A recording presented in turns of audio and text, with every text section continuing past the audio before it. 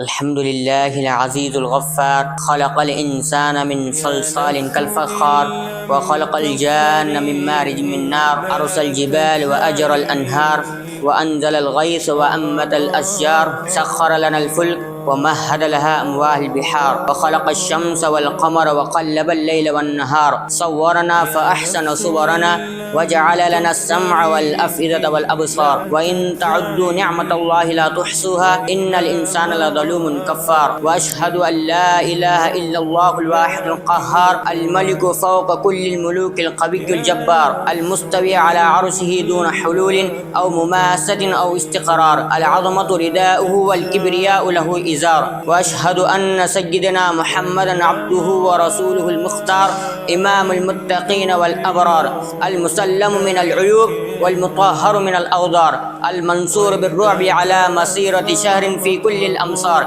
إذا جاهد فالسيف في يده بطار إذا سالم استوى في أمانه المسلمون والكفار إذا سئل شيئا أعطاه بغير انتظار إذا سكت علاه البهاء والوقار وإذا تكلم خرج من فمه نور كنور الفجر وقت الإسفار وإذا تبسم أشرق وجهه كشروق الشمس في وضح النهار أما بعد أيها الإخوة الكرام تعالوا بنا لنعيد مجدا تليدا بأيدينا أضعنا لما حشد الرومان ب600,000 مقاتل وأرادوا مقاتلة ألب أرسلان الذي جهز جيشه أمام إمبراطورية الرومان التي حملت من السلاح ما يدحل العقول فحشد ألب أرسلان 5,000 مقاتل ثم بايعوا على يقاتل الرومان وتعاهدوا وبايعوا على يقاتلوا حتى ولو كلفهم الأمر على يبادوا عن بكرة أبيهم حتى ولو كلفهم الأمر على يبادوا عن بكرة أبيهم فخرج ألب أرسلان وطلب من جنوده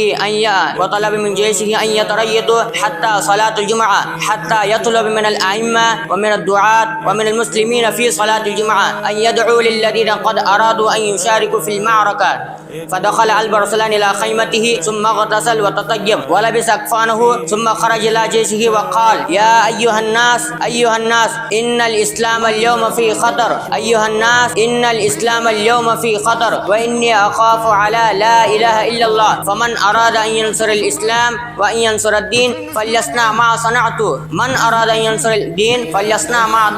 فليصنع ما صنعت فتجهز المسلمون كلهم بأكفانهم وتحول هذا الجيش إلى أكفان متحركة ثم دخلوا للمعركة وقتل في المعركة من قتل واستشهد في المعركة من استشهد ثم بعد ذلك من عاد منهم ولم يستشهد بكى صاروا يبكون لأنهم عادوا بأكفانهم ما أرادوا خلع أكفانهم لأنهم بايعوا على الموت عادوا يبكون من المعركة لا يريدون خلع أكفانهم لأنهم عاهدوا الواحد الديان فأسر في تلك المعركة ملك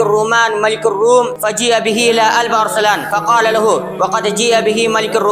الروم جيء أمامه فماذا قال له ألب أرسلان فليسمع ملوك الدنيا في زماننا ما قالوا قال أنت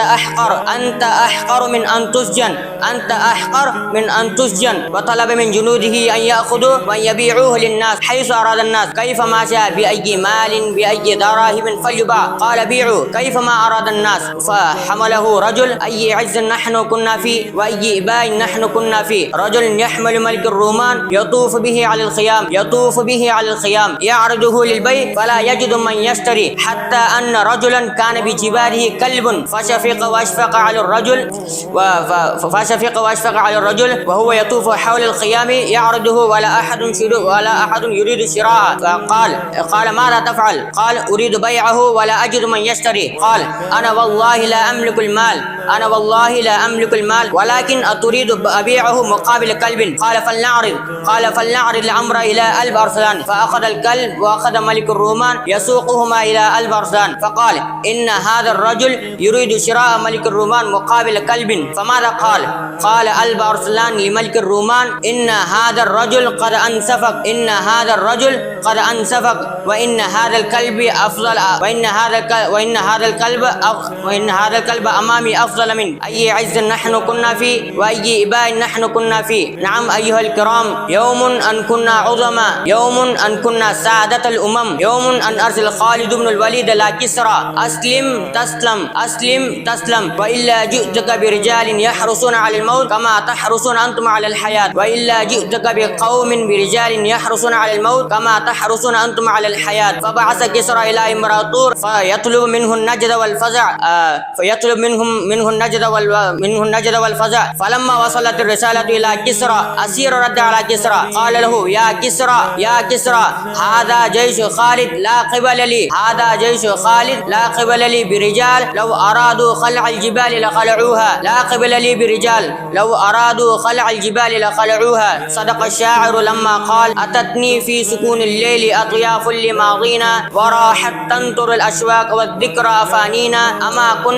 أما كنا في جوف الليل رهبانا مصلينا وفرسان إذا ما قد دعا داعي الموت لداعينا. فمن للأمة الغرقاء إذا كنا الغريقين، ومن للغاية الكبرى إذا غمرت أيادينا، ومن للحق يجلو إذا كلت أيادينا. أكتفي بهذه الكلمات وآخر دعوانا أن الحمد لله رب العالمين.